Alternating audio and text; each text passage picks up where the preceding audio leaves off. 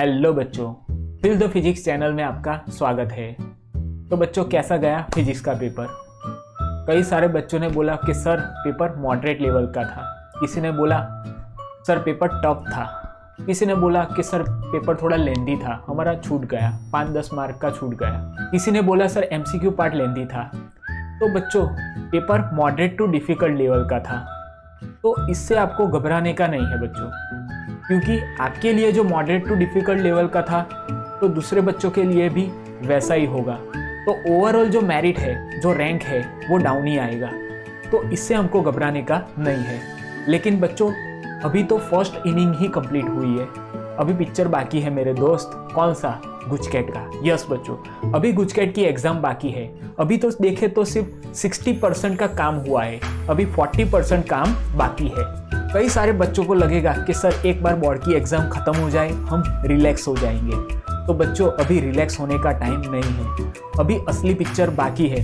अभी एक super over बाकी है। कौन सी सुपर ओवर? गुजकेट की। तो बच्चों, ये गुजकेट की एग्जाम में जो स्टूडेंट अच्छे से मार्क्स ले आएगा, अच्छे से स्कोर कर लाएगा, वो सबसे आगे निकल जाएगा। अभी 40% की इनिंग बाकी है, तो इसमें हमें अच्छे से स्कोर करना है, गुजकेट को हमको क्रैक करना है। और बच्चों, हमारे पास टाइम की लिमिट है, हमारे पास ओनली 8 डेज है। तो 8 डेज में हमें गुजकेट बहुत ही अच्छे से करना है और गुजकेट को क्रैक करना है। तो ये गुजकेट को अच्छे से क्रैक करने के लिए हमको कौन सी स्ट्रैटेजी फॉलो करनी चाहिए, हमें क्या करना चाहिए, तो आज हम इस वीडियो में देखेंगे। और बच्चों, यहाँ पे प्रीवियस 3 ईयर के जो पेपर है उसको मैंने एनालाइज किया है और चैप्टर वाइज मैंने देखा है कि किस चैप्टर में से कितने एमसीक्यू पूछे जाते हैं। तो इसका लिस्ट भी मैं आपको इस वीडियो में दूंगा। तो चलो बच्चों, यहाँ पे हम 8 दिन में गुजकेट को कैसे क्रैक करेंगे वो देखते हैं। तो बच्चों, इस वीडियो में हम कौन से टॉपिक कवर करेंगे? तो बच्चों, इस वीडियो में हम 8 दिन में गुजकेट को कैसे क्रैक करें उसकी स्ट्रैटेजी के बारे में देखेंगे, और हम एमसीक्यू के लिए क्या करें उसके बारे में भी हम यहाँ पे देखेंगे। दूसरा है बच्चों ब्लूप्रिंट। यहाँ पे हम ब्लूप्रिंट की डिस्कशन भी करेंगे। बच्चों, यहाँ पे एक बात मैं क्लियर कह देता हूँ कि ये जो ब्लूप्रिंट है ये बोर्ड वालों ने नहीं बनाई है, ये ब्लूप्रिंट मैंने बनाई है। यहाँ पे मैंने प्रीवियस ईयर जो PYQ है 3 साल के, तो 3 साल के पेपर को मैंने एनालाइज किया है और चैप्टर वाइज मैंने देखा है कि किस चैप्टर में से कितने एमसीक्यू पूछे जाते हैं। तो इसका मैंने एक लिस्ट बनाया है, तो वो भी हम डिस्कस करेंगे। तो यहाँ पे पहले हम देखते हैं कि 8 दिन में हमको गुजकेट को क्रैक करना है, तो हमें कौन से स्टेप फॉलो करने चाहिए। तो बच्चों, जो पहला पॉइंट है वो है बच्चों थियरी।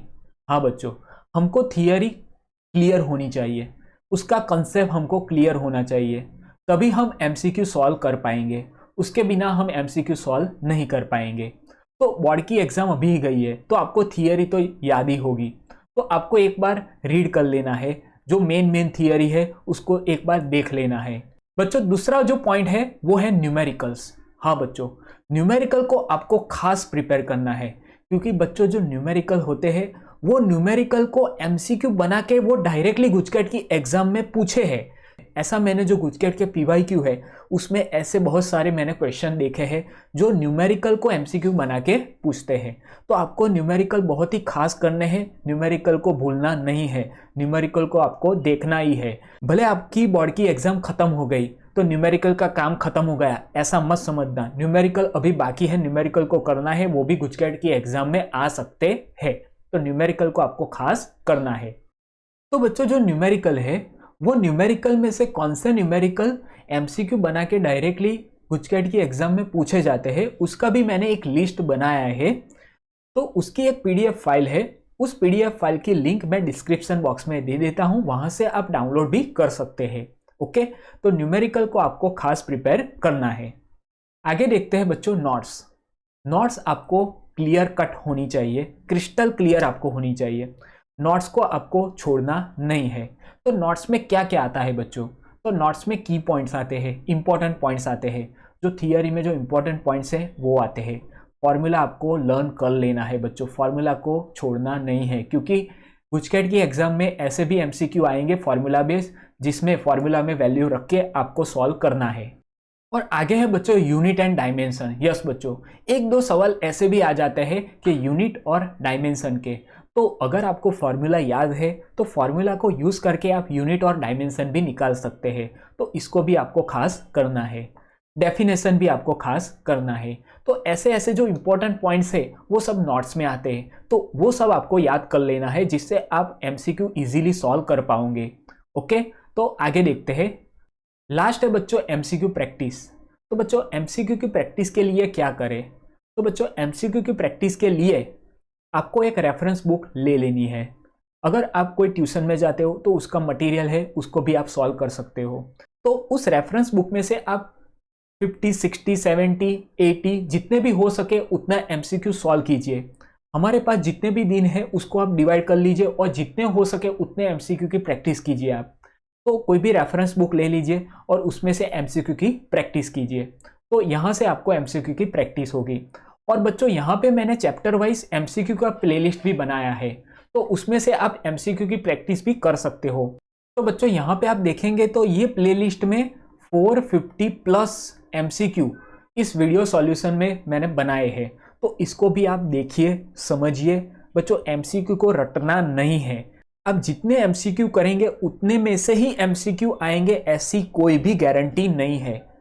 बच्चों गारंटी इस बात की है कि आप जितने एमसीक्यू सॉल्व करेंगे उससे आपका माइंड डेवलप होगा, तो उससे जितने भी डिफरेंट टाइप के एमसीक्यू पूछेंगे तो उसको आप सॉल्व कर पाओगे। अगर आप एमसीक्यू रट के जाओगे तो आपको गुजकेट की एग्जाम में नहीं आएगा, गुजकेट की एग्जाम आपसे क्लियर नहीं होगी। तो हो सके तो एमसीक्यू आप प्रैक्टिस कीजिए, समझिए ये एमसीक्यू कैसे हुआ, इसके पीछे का लॉजिक क्या है, ये फॉर्मूला मैंने क्यों यूज किया।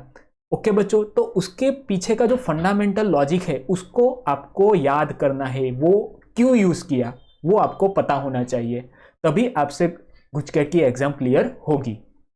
और बच्चों जो लास्ट है वो है गुजकेट पीवाईक्यू।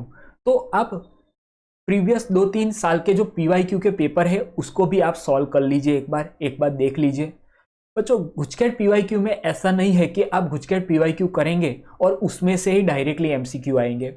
गुजकेट में जो एमसीक्यू है वो रिपीट बहुत नहीं होते, शायद 1-2 एमसीक्यू रिपीट हो जाते हैं, लेकिन एमसीक्यू रिपीटेशन रेशियो बहुत ही कम है, रिपीट नहीं होते। हाँ, लॉजिक रिपीट हो सकता है लेकिन वही एमसीक्यू आएगा वैसा रिपीट नहीं होगा। ओके बच्चों, तो गुजकेट पीवाईक्यू की आप प्रैक्टिस कर लीजिए।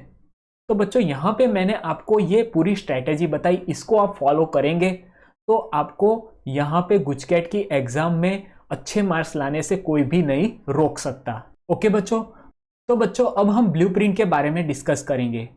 तो यहाँ पे मैंने 3 साल के पेपर को एनालाइज किया है, 2022, 21 एंड 20। तो मैंने ये 3 साल के पेपर को एनालाइज किया है और किस चैप्टर में से कितने एमसीक्यू आए थे उसका मैंने यहाँ पे लिस्ट बनाया है। तो यहाँ पे हम आइडिया लगा सकते हैं कि 2023 में इस चैप्टर में से कितने एमसीक्यू पूछे जा सकते हैं। तो बच्चों यहाँ पे जो फर्स्ट चैप्टर है वो है electric charge and electric field. तो बच्चों यहाँ पे आप देख सकते हैं, तो 22 में, 21 एंड 20 में 3-3 एमसीक्यू पूछे गए थे। तो हो सकता है, प्रोबेबिलिटी मैक्सिमम है कि 23 में भी 3 एमसीक्यू पूछे जाए। बच्चों चैप्टर 2 है, तो चैप्टर 2 में से भी 3-3 एमसीक्यू तीनों साल में पूछे गए थे, तो इसमें भी प्रोबेबिलिटी है कि 3 एमसीक्यू पूछे जाए। बच्चों थर्ड चैप्टर में आप देखेंगे तो 22 में 4 एमसीक्यू पूछे गए थे, 21 में 3 एमसीक्यू और 20 में 4 एमसीक्यू पूछे गए थे। तो यहाँ पे 23 में हो सकता है 4 एमसीक्यू पूछे जाए, इसकी प्रोबेबिलिटी ज़्यादा है।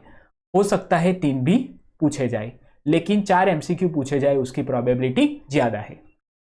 बच्चों यहाँ पे जो फोर्थ चैप्टर है उसमें 22 में 5 एमसीक्यू पूछे गए थे बच्चों, 21 में 3 एमसीक्यू और 20 में 3 एमसीक्यू। तो बच्चों यहाँ पे 23 में 3 या फिर 4 या फिर 5 एमसीक्यू पूछे जा सकते हैं। ओके, तो बच्चों यहाँ पे मिनिमम 3 तो आएंगे ही, 3 से कम नहीं आएंगे और मैक्सिमम 5 आ सकते हैं। बच्चों जो फिफ्थ चैप्टर है उसमें आप देखेंगे तो 22 में ओनली एक ही एमसीक्यू पूछा था, 21 में 2 एमसीक्यू और 20 में 2 एमसीक्यू। तो यहाँ पे 23 में एक एमसीक्यू या फिर 2 एमसीक्यू पूछे जा सकते हैं।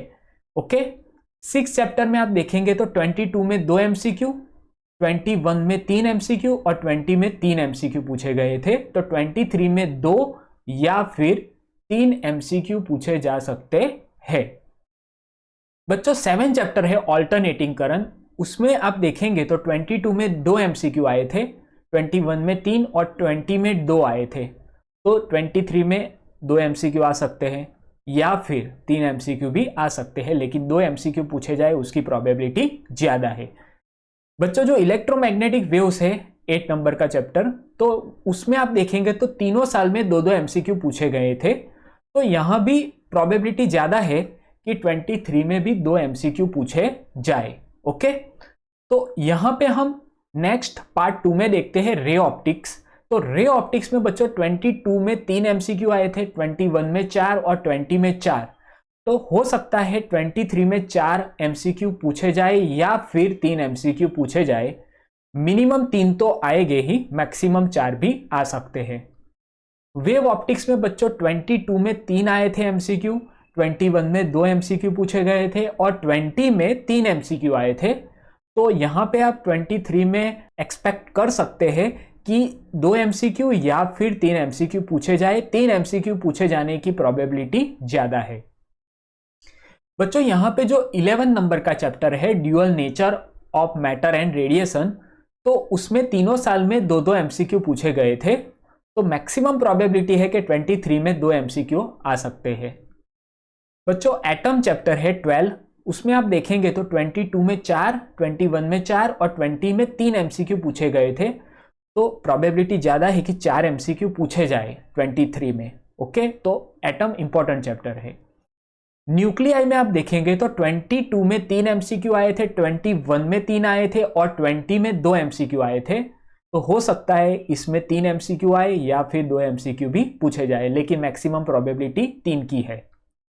सेमीकंडक्टर चैप्टर है 14, तो उसमें 22 में 3 एमसीक्यू आए थे, 21 में 3 आए थे और 20 में 4 आए थे। तो 23 में 3 एमसीक्यू तो आएंगे ही, 4 भी आ सकते हैं, 3 और 4। ओके बच्चों, तो बच्चों यहाँ पे तीनों साल के पेपर का एनालिसिस करके मैंने आपको दिखाया है। तो इससे आपको एक आइडिया लगेगा कि कौन से चैप्टर इंपॉर्टेंट है, किस चैप्टर को ज़्यादा फोकस करना है और किसको कम फोकस करना है। क्योंकि बच्चों हमारे पास जो टाइम है वो बहुत कम है, 8 दिन ही बाकी है। तो कौन से चैप्टर पहले हम ज़्यादा कवर कर ले तो उसमें हम अच्छे से मार्क्स खींच ले। ओके बच्चों, तो अब वो मैं इंपॉर्टेंट चैप्टर आपको टिक करवा देता हूं कि आप इस चैप्टर को पहले ज़्यादा फोकस करिए और बाद में आपको टाइम मिलता है तो दूसरे चैप्टर भी आप कर सकते हैं। तो बच्चों यहाँ पे जो चैप्टर 1 है इसको आपको करना है अच्छे से। चैप्टर 1, 2, 3, 4 और ये 6। तो बच्चों यहाँ पे आपको पार्ट 1 में से ये 5 चैप्टर आपको अच्छे से कर लेना है। और बच्चों पार्ट 2 में आपको ray optics, wave optics, atoms, nucleus and semiconductor, और पार्ट 2 में ये 5 चैप्टर आपको अच्छे से कर लेना है। तो बच्चों ये 10 चैप्टर आपको पहले अच्छे से कर लेना है।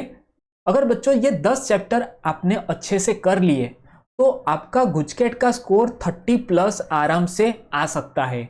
ओके बच्चों, तो ये 10 चैप्टर आपको बहुत ही अच्छे से करना है। आगे मैंने जो पॉइंट्स बताए आपको, थियरी, न्यूमेरिकल्स, एमसीक्यू की प्रैक्टिस, ये सब आप फॉलो करेंगे तो आपके 30+ मार्क्स आराम से आ सकते हैं।